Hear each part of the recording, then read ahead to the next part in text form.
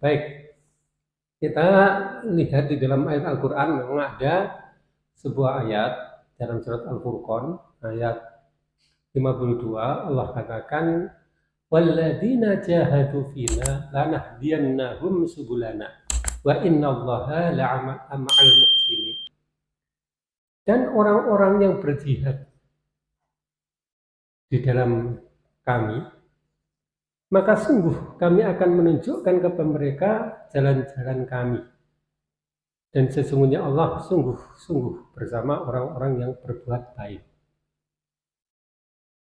Allah mengatakan bahwa barang siapa yang berjihad di dalam kami, sebagian mufassir mengatakan berjihad di dalam Al-Quran. Jadi jihad di dalam arti yang asal itu memang bukan di dalam makna peperangan semata. Arti asalnya ya. Terkecuali kalau jihad itu dimarifatkan dengan al-jihadu fisabilillah, itu maka maknanya berperang di jalan Allah. Adapun al-jihad sendiri itu mempunyai makna mutlak, yaitu segala bentuk perjuangan kita menghadapi orang-orang kafir agar mereka memeluk dinul Islam. Yang itu bisa diwujudkan dalam bentuk dakwah, pengajaran, pengobaran harta, dan seterusnya. Maka barang siapa yang bersungguh-sungguh berjihad, yaitu dengan Al-Quran, nah ini salah satu makna jihad itu, berjihad dengan Al-Quran, ya, maka kami benar-benar akan menunjukkan jalan-jalan kami. Jadi Allah akan tunjukkan jalan-jalan menuju kepada keridhoannya, jalan-jalan menuju kepada apa yang akan kita raih nanti dari akhirat berupa jannah. Jadi kesungguh-sungguhan kita di dalam berjihad di jalan Allah ini yang akan menjadikan kita akan mendapatkan petunjuk atau jalan yang Allah telah tunjukkan. Baik, kita akan lanjutkan pada bab berikutnya. Allah katakan, wa qala ta'ala may yuti'ir rasula faqad ata Allah. Barang siapa yang taat kepada Rasul, maka sungguh dia telah taat kepada Allah. Ini kalau di dalam hadis ada yang berbunyi, jadi Rasulullah SAW mengatakan, wa man ata'ani faqad ata Allah, wa man asani faqad asallah. Wa man ata'a amiri faqad asani, wa man asa amiri faqad asani. Barang siapa yang taat kepadaku, maka sungguh dia taat kepada Allah, dan barang siapa yang bermaksiat kepadaku, maka sungguh dia bermaksiat kepada Allah. Ya. Dan barang siapa bertaat kepada amirku, maka sungguh dia taat kepadaku, dan barang siapa yang bermaksiat kepada amirku, maka sungguh dia bermaksiat kepadaku. Ya, di dalam bahasa Al-Quran tidak ada kata amir tersebut, tetapi hanya mayyuti'ir rasulah faqad ata Allah.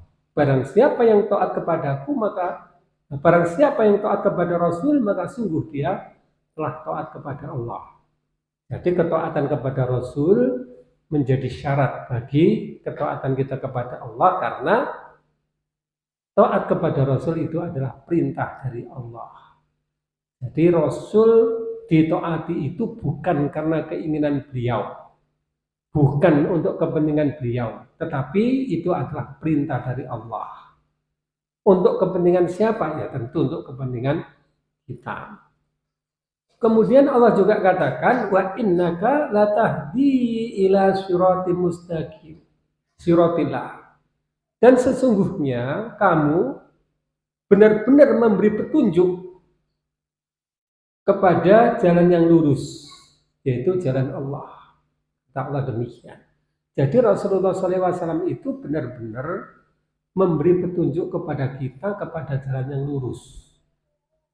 Tidak ada ceritanya Rasulullah ingin menyesatkan kepada umatnya. Tidak ada. Ya. Jadi Rasulullah hanya ingin memberi petunjuk kepada kita kepada jalan yang lurus, dan itulah yang sesuai dengan jalan yang Allah tunjukkan kepada beliau.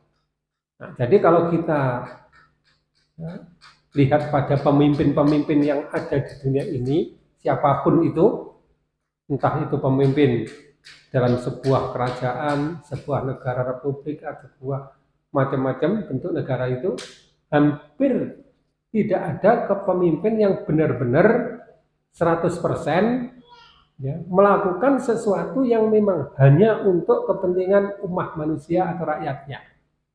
Pasti ada sekian persen untuk kepentingan diri mereka sendiri. Nah, itu pasti ada kepentingan diri mereka sendiri. Tetapi Rasulullah SAW ini tidak punya dalam kutip kepentingan diri. Yang beliau lakukan itu semata-mata adalah untuk memberi petunjuk kepada umat kepada jalan yang lurus. Jadi apapun yang ditunjukkan kepada oleh Rasulullah itu mengarahkan kita kepada jalan yang lurus. Jadi nggak usah ragu.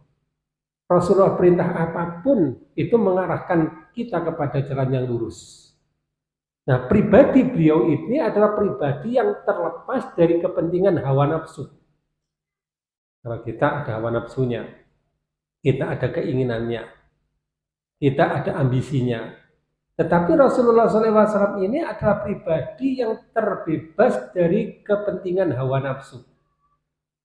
Beliau diutus oleh Allah sebagai seorang Rasul dengan tugas ya, menyampaikan risalah Allah kepada beliau, kepada umat manusia, yang dengannya umat manusia akan terbimbing kepada jalan yang lurus. Dan itu adalah misi besar beliau. Ya. Perjuangan beliau dari awal hingga akhir adalah dalam rangka untuk menunjukkan kepada manusia jalan lurus itu, yaitu jalan Allah. Ya. Nah, jadi kalau kita rinci ya, apa yang dilakukan beliau itu dengan istilah dakwah. Ya. Dakwah dalam arti yang luas, itu beliau lakukan apa itu? Mulai menyeru orang kepada Islam, ya, menasihati, ya, memberi peringatan, memberi ancaman, mengajar, memberi contoh, berkhutbah, menghukum, dan juga mengirim surat-surat kepada para pembesar-pembesar, mengirim duta-duta atau pengajar-pengajar ke tempat-tempat lain. Sampai pada tingkat beliau harus berperang, beliau harus mengangkat senjata, itu semata-mata di dalam rangka untuk menunjukkan manusia kepada jalan yang lurus. Kalau seorang penguasa selain beliau, mereka mengangkat senjata, mereka memerangi orang lain, tidak ada yang 100% bersih dari kepentingan dunia. Ada yang punya keinginan kedudukan, kekuasaan, harta, kejayaan, ya, dinasti, dan yang lain-lain. Pada beliau tidak ada keinginan itu sama sekali. Dan itu bisa kita lihat bahwa penerus-penerus beliau ini bukan dari kalangan ya, keluarga beliau, bukan dari kalangan klan beliau, bukan dari kalangan dinasti beliau. Nah, mungkin orang bisa membantah karena beliau tidak punya anak laki-laki yang hidup. Ya. Walaupun beliau tidak punya anak laki-laki hidup, tetapi beliau tidak mengangkat penggantinya orang-orang yang berada dalam kekerabatan dekat beliau. Seperti halnya mungkin Ali bin Abi Thalib atau Al-Abbas atau yang lain-lain. Tapi justru kekuasaan setelah beliau itu dipegang oleh orang-orang lain.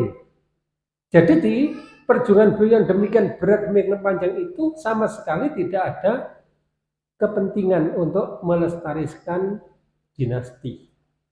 Ya, tidak ada. Bagaimana dengan harta? Harta pun juga demikian.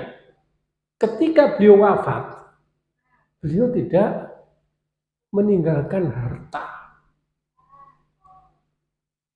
Beliau tidak meninggalkan pundi-pundi harta untuk kepentingan keluarganya, kerabatnya, dan keturunannya. Beda dengan penguasa-penguasa yang lain. Ada satu harta yang masih beliau miliki, yaitu tanah Fadak. Itu pun di masa Abu Bakar tidak diberikan kepada ahli waris beliau, tetapi dijadikan sebagai tanah umat, bukan dibagikan kepada kerabat beliau. Saat beliau wafat, tidak ada satupun budak yang beliau miliki. Dan ini adalah kondisi beliau. terbebas dari kepentingan kekuasaan, terbebas dari kepentingan harta. Bagaimana dengan kepentingan-kepentingan dunia yang lain? Kita tidak menjumpai ada kepentingan yang lain yang membuat misi beliau itu terbelokkan. Misi beliau hanya satu, yaitu menunjukkan kepada manusia jalan yang lurus, yaitu jalan Allah. Nah, inilah yang harus dilakukan oleh pemimpin Islam itu seharusnya. Nah, beda dengan yang lain, yang mana mereka berebutan harta, berebutan kekuasaan, berebutan kedudukan, ya, untuk mendapatkan kenikmatan-kenikmatan dunia. Dan ini tidak terjadi pada beliau. Beliau hanya ingin manusia selamat di dalam kehidupannya. Manusia mengikuti jalan yang lurus, yaitu jalan Allah tersebut. Sehingga kita yakin sekali bahwa petunjuk Rasulullah itu adalah sebenar-benarnya petunjuk. Dan tidak usah ragu kita, tidak usah bimbang kita untuk mengikuti petunjuk-petunjuknya. Apa yang beliau perintahkan layak bagi kita untuk kita laksanakan, apa yang beliau larang layak bagi kita untuk meninggalkan, dengan tanpa perlu kita bertanya terlalu jauh, ya, karena memang tidak ada misi beliau yang untuk kepentingan beliau, ya.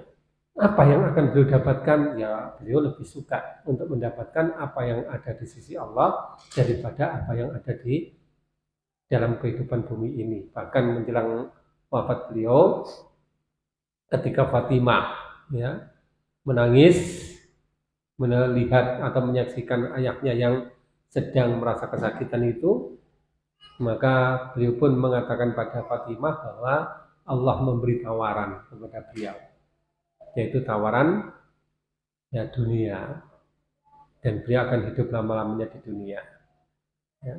Tetapi beliau menolak.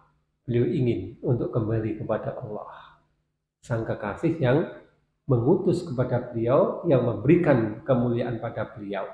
Nah, itulah yang ada pada diri beliau itu.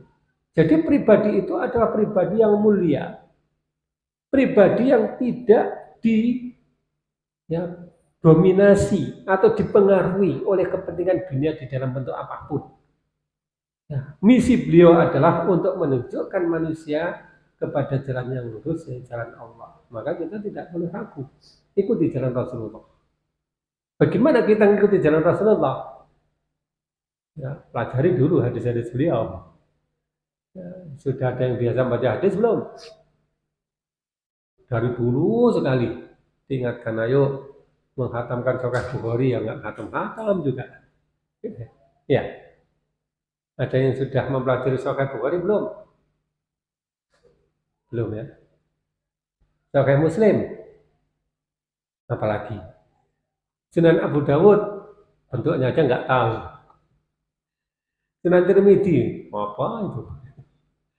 Nah, gimana kita sebagai umatnya yang perjuangan beliau demikian besar, misi beliau demikian mulia, pengorbanan beliau demikian hebatnya, tapi kita tidak, ya, sikapi itu semua dengan rasa syukur. Nah, kalau belajar Sahih Bukhari kan harus ada waktu lain, ya. Memang waktu-waktu yang kita miliki untuk apa? Ya untuk dunia, tempat kerja. Bekerja lo tiap hari, ngaji lo nggak tiap hari. Ya, ya. Kerja lo tiap hari, tiap saat, ngaji lo nggak tiap hari. Ya, ya ditambah waktunya untuk, ya, belajar Islam. Ya, ya untuk bisa mengetahui sunnah-sunnah beliau, ya memang hadis-hadis beliau itu salah satunya adalah sarana yang bisa mengantarkan kepada kita untuk bisa memahami terhadap, ya, ajaran-ajaran beliau. Nah, hanya saja para ulama ini memang pinter, ya, namanya ulama memang pinter. Itu mereka kodifikasikan, ya, yang ada dalam Al-Quran dan hadis pada bab-bab tertentu, sehingga kita lebih mudah mempelajarinya tanpa harus tahu hadis-hadis itu secara keseluruhan. Dikodifikasikan dalam bentuk fikih misalnya, ya, ini fikih Thaharah, Jadi ayat-ayat Al-Quran, hadis-hadis tentang toharoh dari beberapa kitab hadis diambil, jadikan fikih toharoh. Sehingga kita tidak perlu belajar toharoh dari Bukhari, dari Muslim, dari Abu Dawud gitu. Ya memang lebih ringkas. Ya, tetapi kita kehilangan banyak hal. Ya. Lebih ringkas kenapa? Lebih ringkas karena ya hukum-hukum yang berkenaan dengan perbuatan kita, ya baik ibadah atau yang lain-lain, itu lebih mudah kita jalankan karena sudah disarikan dalam bentuk ringkas. Nah, kurang baiknya kita tidak tahu isi hadis secara keseluruhan. Hanya kita ambil bagian yang berhubungan dengan ini saja. Contoh ketika Rasulullah SAW bercerita tentang toharoh gitu kan kadang-kadang hadisnya panjang. Nah, untuk fikih toharoh kita ambil sebagian hadis untuk kita masukkan dalam bab tersebut gitu ya. Ya, jadi perlu ya kita untuk belajar hadis-hadis beliau. Baik, berikutnya waqala Allah Ta'ala, dan Allah Ta'ala mengatakan falyahdharil ladzina yukhalifuna an amrihi an tusibahum fitnatun aw yusibahum adzabun alim. Falyahdharil ladzina yukhalifuna an amrihi, maka hendaklah orang-orang yang menyelisih terhadap perintahnya mereka takut antusibahum, bahwa akan menimpa kepada mereka fitnah au yusibahum adzabun alim, atau akan menimpa kepada mereka siksa yang sangat pedih. Jadi tadi kita ditunjukkan oleh Allah ya, keutamaan mengikuti Rasulullah. Nah, sekarang kita diancam.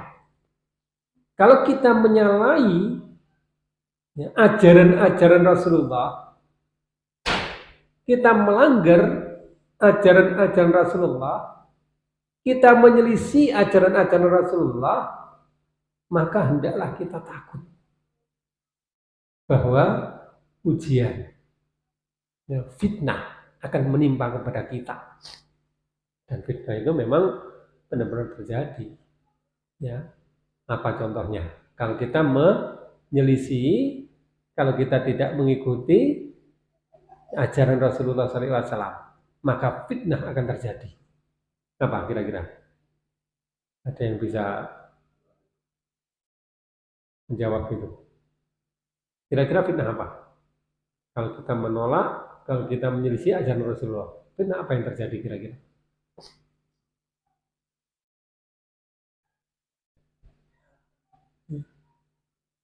Oh ya banyak fitnahnya. Nah, yang banyak itu apa? Kalau banyak kan gampang menyebutkannya gitu. Oh banyak kan tinggal ngambil bisa sebutkan. Gitu. Apa gitu? Hah? Kalahkan apa? Gimana caranya? Kita kalahkan kafir. Tadi di bisa dia sempat baca sebuah artikel atau promo kan, ya, tentang sunnah Nabi memanah gitu, ya, yang menganjurkan olahraga memanah. Dianggap bahwa olahraga itu adalah sunnah Nabi. Kalau kita tinggalkan, kita akan dikalahkan nanti oleh musuh-musuh kita. Nah, masalahnya musuh kita nggak bawa panah ya. Musuh kita bawa bedil. Oh, dengan panah apa bisa kita mengalahkan musuh-musuh kita? Mereka bawa bom, mereka bawa rudal, dan mereka bawa drone. Kita bawa panah. Kayaknya nggak ngatasi. Nah, ini contoh sebenarnya. Kita mengambil sebuah hal yang berasal dari Nabi SAW, tetapi tidak dengan makna yang sebenarnya. Panah digunakan oleh Nabi berperang karena itu alat atau senjata perang yang ada di masa itu. Itu senjata perang yang ada. Dan tidak selalu harus dengan panah. Buktinya apa? Buktinya ketika penaklukan Taif, panah tidak mampu menjebol benteng Taif, tombak tidak mampu menjebol benteng Taif, pedang tidak mampu menjebol benteng Taif, dibutuhkan senjata lain. Apa itu? Justru senjata dari Persia yang dibambing, yaitu manjanik. Ya. Nah, ternyata Rasulullah tidak menggunakan panah semata. Yang dari Persia pun digunakan, yaitu manjanik. Ya, pelontar batu dari jarak jauh itu, yang sekarang namanya artileri itu. Itu pun nggak mampu. Maka Rasulullah SAW berinovasi lagi dengan membuat tank. Loh, tank itu konsepnya dari Rasulullah. Inovasi senjata perang yang digunakan saat ini sebagai senjata termodern kan. Ya, walaupun dari bahan yang kayu, tapi prinsipnya tank. Yaitu kendaraan untuk mendekati benteng tersebut. Jadi bukan panahnya yang menjadi sunnah Nabi itu. Ya. Yang menjadi sunnah Nabi adalah alat perjuangan yang digunakan oleh Nabi dalam berperang melawan musuh-musuhnya. Dan yang kedua, Nabi menggunakan senjata itu bukan sebagai olahraga. Yang kita gunakan sebagai olahraga bersenang-senang, ya tidak. Nabi menggunakan senjata itu adalah untuk perjuangan di jalan Allah, untuk jihad di jalan Allah. Nah itu contoh jadi penggunaan istilah sunnah yang mungkin perlu revisi gitu ya. Jadi inti dari perjuangan di jalan Allah ini yang harus kita lakukan. Falyahdharil ladzina yukhalifuna an amrihi, maka hendaklah orang-orang yang menyelisih terhadap perintahnya takut antusibahum fitnatun, bahwa akan menimpa kepada mereka fitnah. Ini memang terjadi betul ya. Ketika kita tinggalkan agama Allah ini, fitnah yang terjadi apa? Kerusakan. Kerusakan yang luar biasa. Ya. Ini kemarin Anda baca lagi itu. Di pesantren mana itu? Anda nggak tahu, nggak baca pesantren, ya peristiwanya aja. Muncul lagi. Seorang kiainya menghamili santri sampai 2, kemudian tidak ambil yang berapa. Karena pernah ingin santri itu dibubarkan aja dulu, kemudian direvisi kembali gitu. Semua polanya itu. Ya. Karena banyaknya kasus-kasus yang seperti itu. Ya. Fitnah yang terjadi demikian besar. Dan ini tidak teratasi hanya dengan solusi yang sifatnya hanya parsial belaka. Solusinya yang harus universal. Yang melakukan zina apa? Hukum sesuai dengan hukum Allah. Ya. Kalau solusinya di penjara 5 tahun, ya nggak apa-apa. Ya. Itu kan tindakan yang kurang ajarnya luar biasa kan? Santriwati dikirim orang tuanya ke situ untuk belajar agama, menjadi orang yang baik, wanita yang solehah, dinodai. Rusak. Dan rusaknya itu bukan hanya dalam satu waktu, itu bisa rusak terusnya itu nantinya. Tapi solusinya apa? Solusinya kadang-kadang ya tidak ada kasus hukum. Nah ini fitnah. Dan akhirnya di luar barangkali orang katakan pesantren jadi itu, di luar kan lebih luasa mestinya. Iya kan? Nah, rusak. Ini contoh fitnah, satu perkara. Nah, menurut Anda itu bubarkan semua dulu pesantren itu. Ma'had pesantren semua dibubarkan. Direvisi kembali, di konsep baru, ya, di konsep baru. Termasuk jenis-jenis pelanggaran seperti ini ada. kesepakatan hukum yang disepakati oleh semuanya. Ya. Santri sama santri pacaran, resikonya apa? Disepakati semua. Kalau sampai ada ustadznya menjinai santrinya, hukumnya apa? Gitu. Karena solusinya kan nggak ada seperti itu. Bahkan banyak yang ditutupi, banyak yang ya dianggap sebagai aib dan tidak dibuka oleh media. Rusak, fitnah apa yang terjadi. Kenapa? Karena kita tidak menepati satu dari perintah Allah, yaitu menjaga kehormatan. Dan ini bukan tugas pribadi atau semuanya. Dan kapan ini akan berakhir? Menurut saya tidak akan berakhir sebelum ada tindakan yang jelas, yang tegas itu bagi semuanya. Ini satu fitnah. Fitnah lain apa yang terjadi? Contoh, ketika kita memberlakukan hukum riba, hukum riba diberlakukan, yang terjadi apa? Yang terjadi ada kedoliman manusia atas manusia yang lain dengan kedoliman yang luar biasa besar. Memeras, menyedot, menghisap harta orang lain dengan dilindungi oleh perangkat-perangkat hukum. Nggak sadar kita disedot. Karena kita nggak merasa. Kenapa nggak merasa? Karena kita tetap diberi. Hanya saja pemberian yang mereka berikan pada kita harus kita bayar dengan barang yang mahal. Apa bayarannya? Bayaran kita harus kerja sepanjang waktu. Ketika kita bekerja sepanjang waktu, maka kesempatan kita untuk berjuang di jalan Allah nggak ada.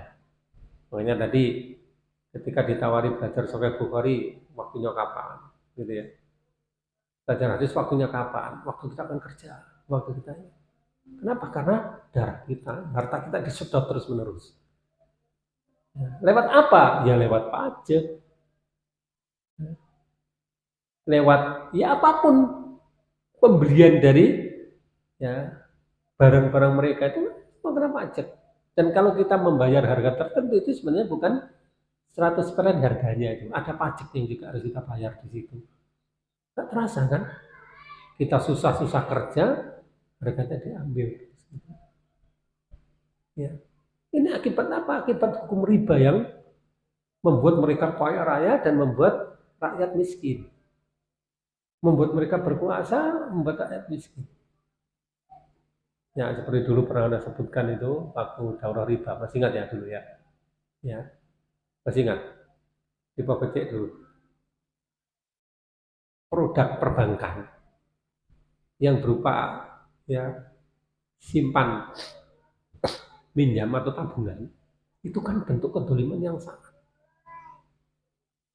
Ketika kita menyimpan harta kita di situ, itu sebenarnya bukan menyimpan.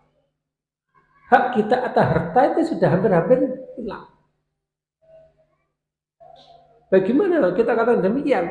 Ketika kita menyimpan harta di situ, bank itu sudah berkuasa terhadap barang kita.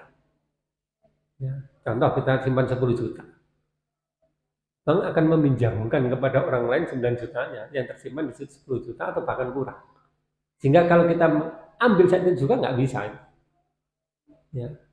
Mereka harus nyari yang lain untuk memberikan pada kita itu. Dan itu terus gitu.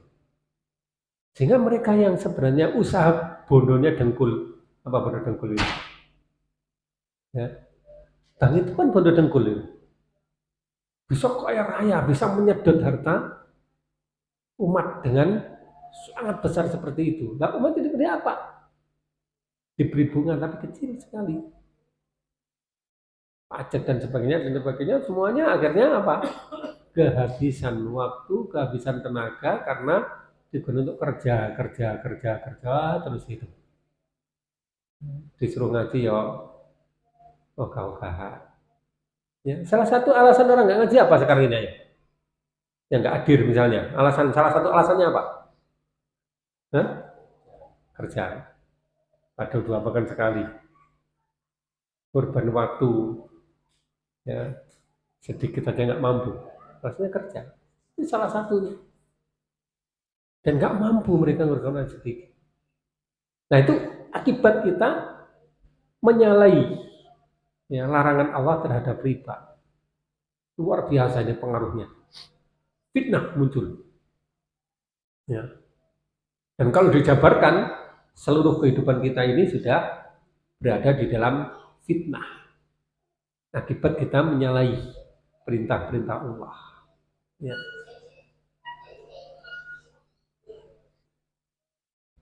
Dan lebih buruknya lagi, awsibahum adabun alim, atau akan menimpa kepada mereka siksa yang sangat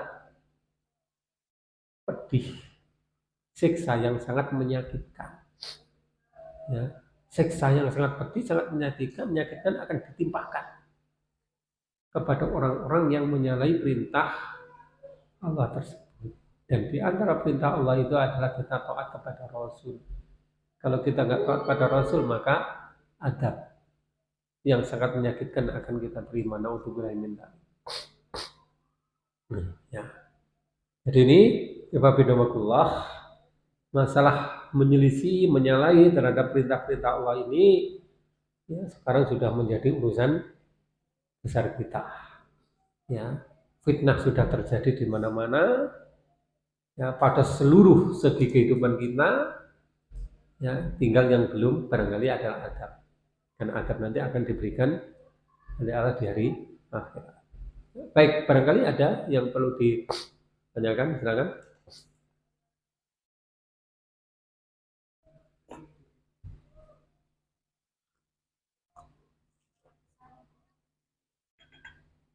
Oh ya, silakan.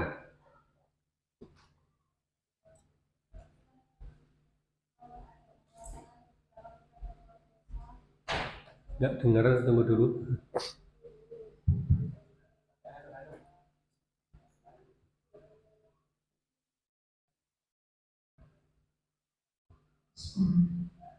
Ustaz, apakah jika kita berbuat dosa itu di ada di dunia dan di akhirat kelak?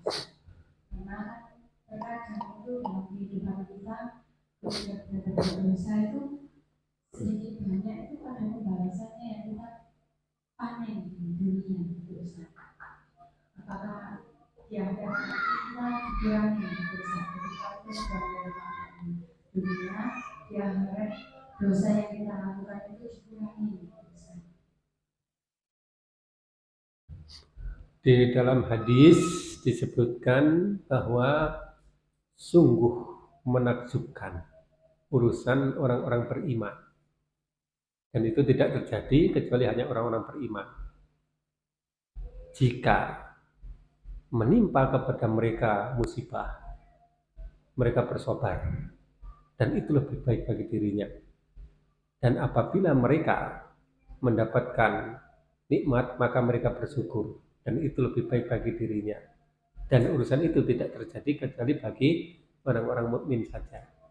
Jadi bagi orang mukmin, apapun yang ditimpakan oleh Allah kepada dirinya itu baik. Ya, apapun yang ditimpakan oleh Allah kepada dirinya itu baik. Dia mendapatkan sakit, baik. Kenapa? Karena sakit akan bisa menjadi penghapus dari dosa-dosa. Ya, bagi orang mukmin. Ya. Karena sakit bisa mendapatkan pahala, kesabaran. Ya. Dan itu hanya berlaku bagi orang-orang mukmin. Ya. Tapi bagi orang-orang kafir, semua yang diberikan oleh Allah di dunia itu justru akan menambah siksa. Diberi harta ya untuk maksiat. Diberi umur juga bukan untuk ketakwaan. Diberi kesempatan justru untuk bersenang-senang. Jadi tidak ada unsur kebaikan yang akan dilakukan oleh orang kafir. Bahkan jika seandainya ya, musibah itu besar menimpa manusia, Ya, orang-orang mukmin juga tidak rugi. Karena apa? Karena musibah yang ditimpakan oleh Allah kepada orang-orang kafir itu, ya, yang mungkin dia kena imbas, itu juga akan bisa melebur atau menghapus dosa-dosanya. Ya. Nah, makanya jadi orang mukmin saja, sehingga semua urusannya itu baik. Ya. Jadi kalau orang kafir, semua urusannya jadi buruk. Nah, yang disebut dengan adab Allah yang sungguhnya itu adalah di hari akhirat. Kenapa?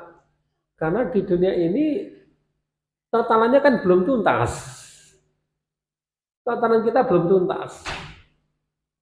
Artinya amal baik kita belum ditotal, belum dijumlah, buruknya belum dijumlah.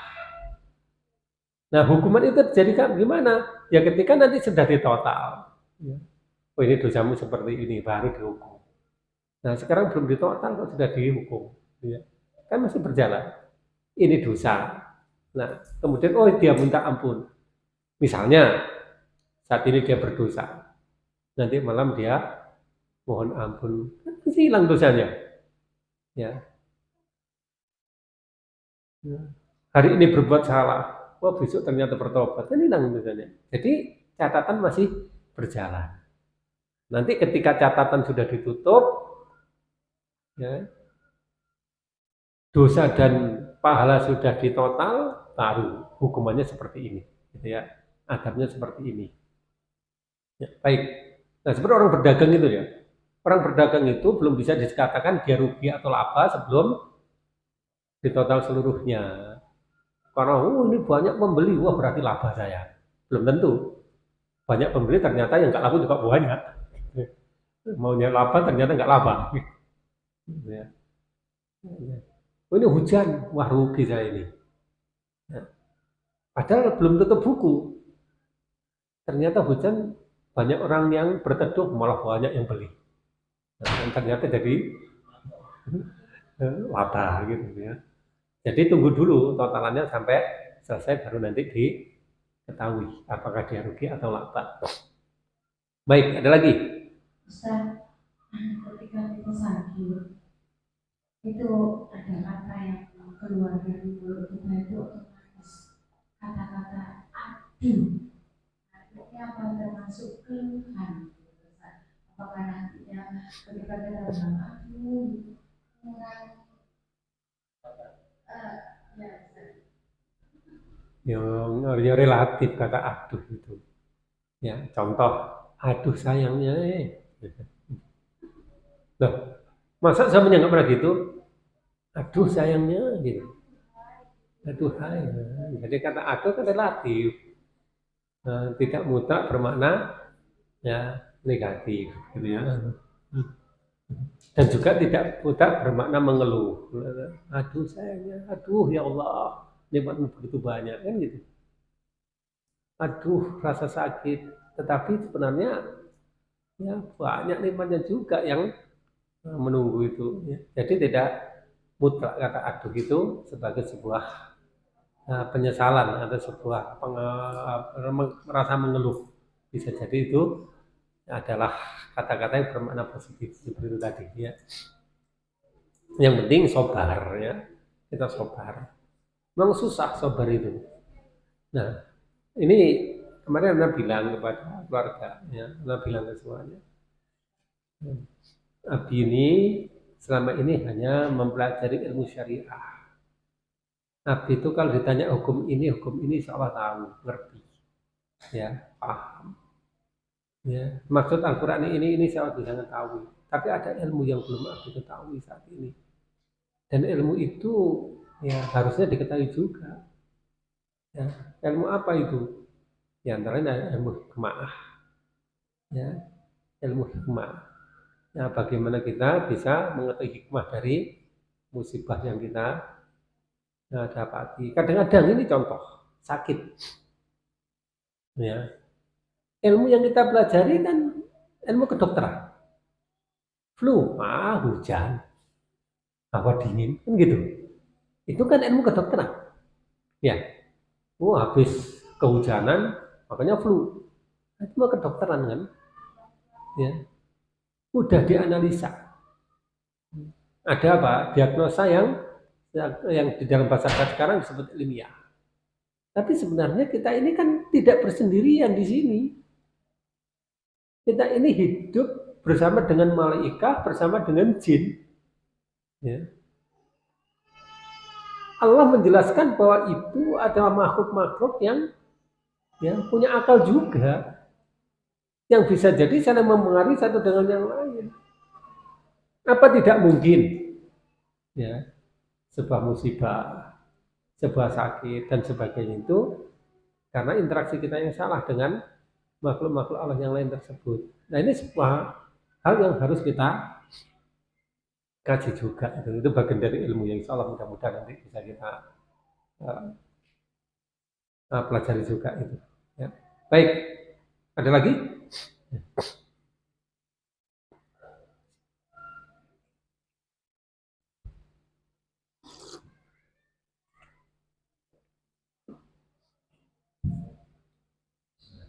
Terkait apa amalan Ya.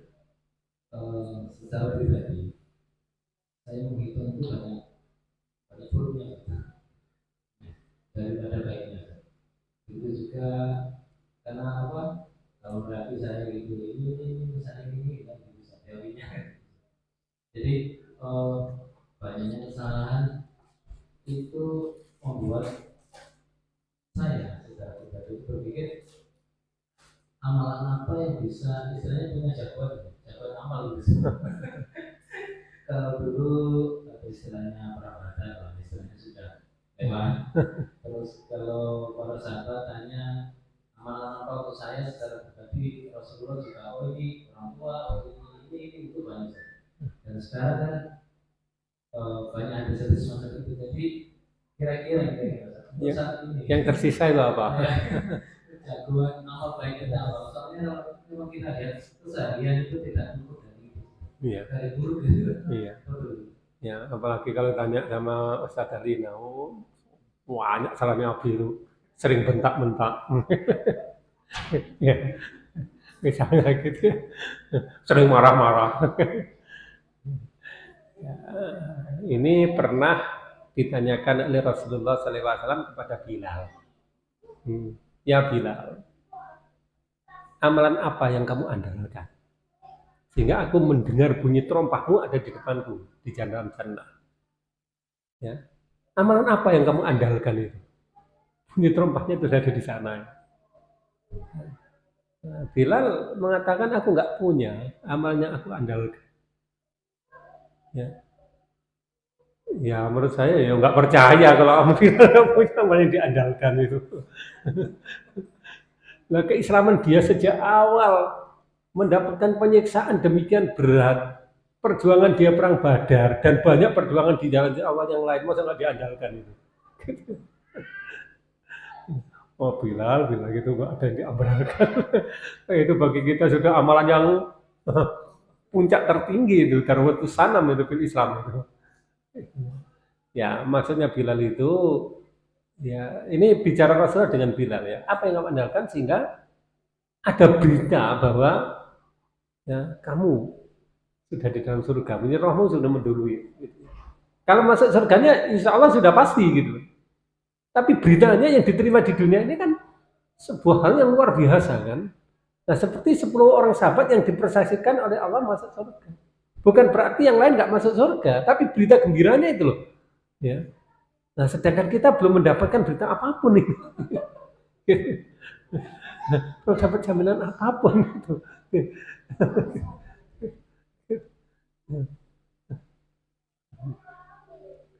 Nah, ini sedikit anekdot ya. Mendengar berita bahwa Syria ditaklukkan oleh Mujahidin, sedikit anekdot. Ya. Dengar berita enggak? Syria ditaklukkan oleh Mujahidin dengan mengalahkan rezim Bashar Assad yang konon adalah rezim Syiah. Dengar nggak? Dengar. Katanya kalau Syria sudah ditaklukkan, maka Imam Mahdi dan Nabi Isa akan segera turun di sana. Kemudian dia akan membebaskan Baitul Maqdis. Mungkin dengan mengikuti pasukan itu menjadi amalan yang besar sekali. Nah, yang disebut anekdot itu kalau menurut anak hadis-hadis semacam itu sudah kita bahas ya sudah kita bahas, ya. Jadi Allah itu menjadikan masa yang akan datang itu sebagai salah satu keghaiban. Allah tidak menjelaskan sesuatu yang akan datang itu dengan rinci, ya. Bahkan kiamat disebutkan banyak sekali dari Al-Quran itu. Selama berapa tahun sudah dari sekarang? 1400 tahun. Tapi tidak ada perincian-perincian dengan detail semacam itu. Semua perincian yang detail itu kan dari hadis. Jadi untuk mendapatkan amalan yang bisa kita andalkan, nggak usah kita menunggu Nabi Isa turun atau tidak. Nggak usah kita menunggu Imam Mahdi turun atau tidak. Mau berjihad aja nunggu Afgan. Mau berjihad aja nunggu Palestina. Ya berjihad di sini apa?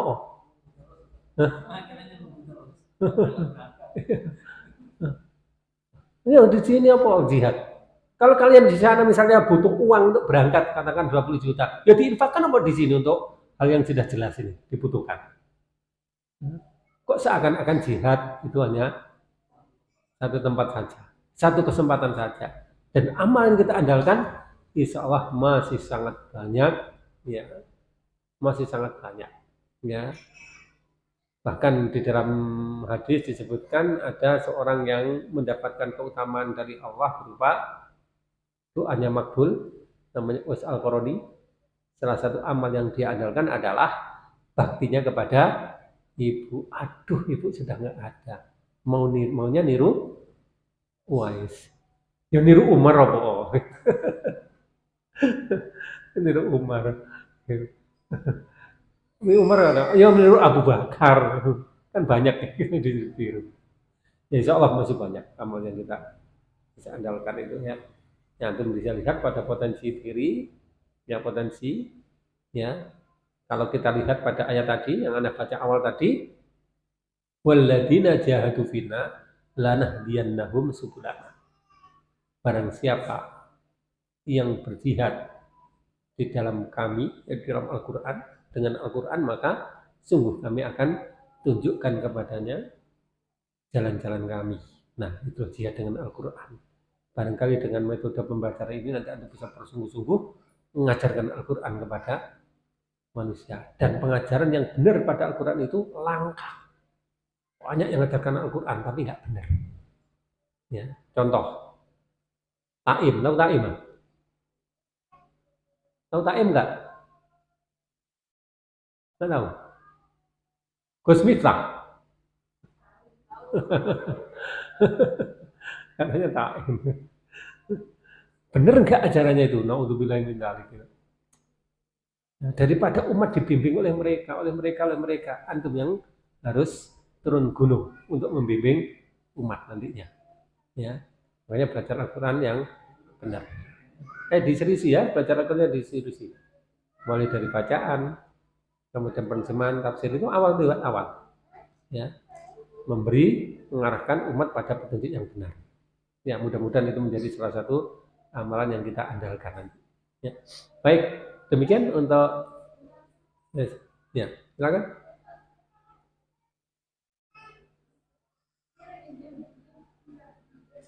Ya, silakan.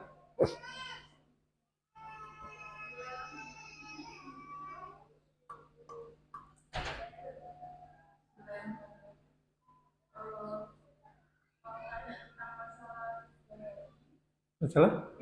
Iya. Yang disebut dengan itu kan yang belum paham atau gimana saya belum tahu penjelasannya. Ya. Cuma penjelasannya tidak bisa singkat. Ya. Karena riba ini memang sesuatu yang besar. Jadi sistem ekonomi yang besar itu. Penjelasannya nggak singkat. Hanya gambarannya riba itu adalah penambahan. Ya. dari jual beli atau utang piutang, baik dari sudut jumlahnya maupun dari sudut waktunya, ya. Sehingga riba itu secara umum dibagi jadi dua, ya. Adanya nasa dan adanya tafadul, dari jual beli maupun utang piutang, ya. Jual beli yang ada nasa, nasa itu apa? Nasa itu apa? Masih ingat? Apa? Lupa. Waktu daurah riba berapa lama? Dua hari lupa. Dapat dulu. Ya. Jadi gini ya. Saya memang nggak bisa menjelaskan singkat ini. Ya. Cuma gambarannya saja ya. Riba dalam jual beli. Itu biasa disebut dengan riba fadl. Yaitu jual beli barang-barang ribawi.